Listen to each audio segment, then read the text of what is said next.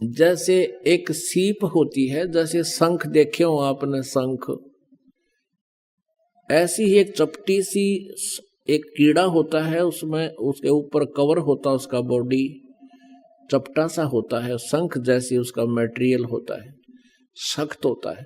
तो वो सीप जो होती है वो खारे समुद्र में रहती है और ऊपर आसमान से वर्षा हो रही हो और उसका मुंह खुला हो, उसमें वो क्या करती है, एक बूंद ऊपर के आसमान के जल की ले लेती है, स्वाति नक्षत्र बोलते हैं उसको, और उस बूंद को लेकर के वो वापस ही मुंह बंद कर लेती है और समुद्र में गोता लगा लेती है।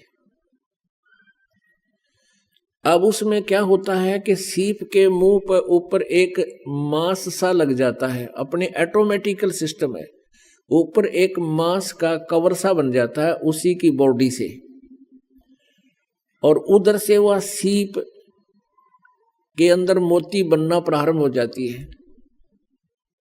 जब वो मोती परिपक्व हो जाती है तो उस ऊपर के मांस में एक विशेष महक आनी शुरू हो जाती है, जो सीप के मुंह पर कवर बन जाता है। उस मांस में विशेष महक आती है, और एक पतले से मुंह की, बिल्कुल पतले से लंबे से मुंह वाली एक मछली होती है, उसको सुकचमीन कहा संतों ने। तो वो उस महक को आने से, उसको खाने के उद्देश्य से उस सीप के उस मांस के कवर पर, जैसे ऊपर एक छोटा सा कवर सा होता है, उसको खाने के उद्देश्य से ऐसे टक्कर मारती है। टक्कर मारते ही वो खाना खूने तो कुछ है नहीं, वो फूट जाता है, आर पार उसका मुंह निकल जाता है, वो मोती एकदम समुद्र में गिर जाती है। अब यहाँ इस आध्यात्मिक मार्ग को क्लियर करने के लिए, स्पष्ट करने के लिए कैसे समझाना चाहा है कि जैसे आप जी ने उपदेश ले लिया आपने, जैसे सारनाम मिला नहीं, सतनाम तक आपकी भक्ति चल रही है। जैसे पहले ये परमात्मा ने सारनाम सार्वजनिक करने का आदेश नहीं दिया था किसी को, अब इस दास के ऊपर मेहर की है इसको सार्वजनिक करने के लिए। तो इससे पहले जो ये भक्ति करते थे, परमात्मा ने खुद ये एक मंत्र भी ला करके इनको दे दिया था। इन दोनों मंत्रों के जाप से भी मोक्ष नहीं था, इन दोनों मंत्रों के जो सतनाम से भी मोक्ष नहीं था, जब तक ये सारनाम नहीं मिलता।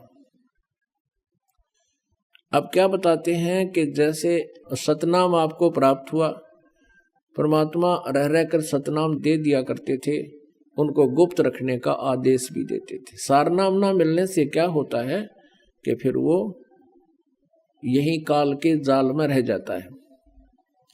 तो यहाँ क्या बताते हैं कि सुख जमीन मिलता ना भाई, स्वाति सीप सब ऐड़ी जाही। ऐड़ी माने व्यर्थ।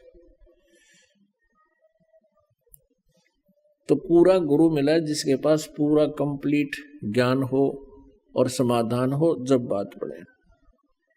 अब क्या बताना चाहते हैं, राजा जनक के माध्यम से परमात्मा हमें ज्ञान देना चाहते हैं। अब राजा जनक को पात्र बनाया है, सुखदेव को भी एक पात्र बनाया है, कबीर परमेश्वर जी हमें ज्ञान देना चाहते हैं, आप और हमको।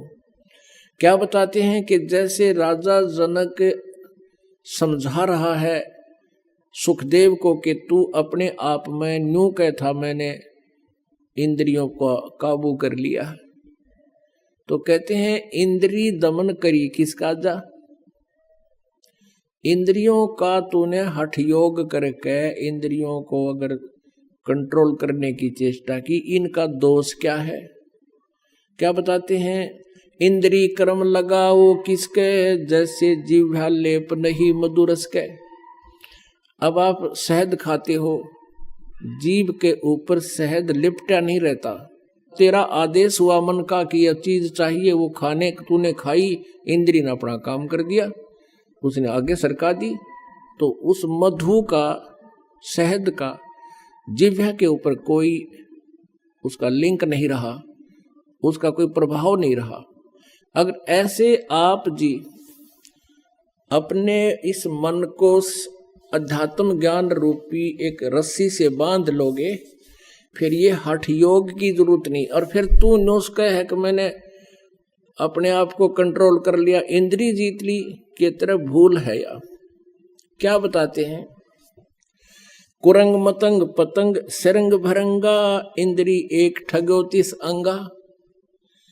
कुरंग मतंग पतंग सरंग भरंगा और इंद्री एक ठग्यो तिस अंगा। तुमरे संग पांचों पर कासा, या योग युगत की झूठी आशा। कहते हैं बोले आदमी आप अपने कर्म बिगाड़ रहे हो। जैसे कुरंग हिरण होता है, कुरंग उसके कान का विषय होता है शब्द, शब्द के विषय पर वो इतना कायल होता है, इतना विवश होता है कि ये हिरण पकड़ने वाला, मृग पकड़ने वाला एक शिकारी एक प्रकार की एक धुन बनाता है सारंगी या अपने किसी यंत्र से, और उस धुन पर कान के कारण वो इतना विवश हो जाता है, हिरण आकर के उस शिकारी के सामने ऐसे मुख रख देता है और उस धुन के ऊपर इतना वो मोहित हो जाता है और वो उसको पकड़ कर और ले जाता है। फिर उसकी मौत का कारण बन गया वो कान का विषय। यदि आपको ये सत्य ज्ञान प्रिय लगा हो और आप भी इस अमूल्य ज्ञान से जुड़ना चाहते हैं तो कृपया इस वीडियो को लाइक करें और दूसरों तक जरूर पहुंचाएं। हमारे चैनल को सब्सक्राइब करें ताकि संत रामपाल जी महाराज जी के दिव्य सत्संग और अमृत वचन आपको नियमित रूप से मिलते रहें। और हाँ, बेल आइकन जरूर दबाएं ताकि जब भी नया सत्संग आए आपको तुरंत सूचना मिले और आप उस ज्ञान से लाभान्वित हो सकें। सत साहेब जी, मिलते हैं अगले सत्संग में सद्गुरु की वाणी के साथ।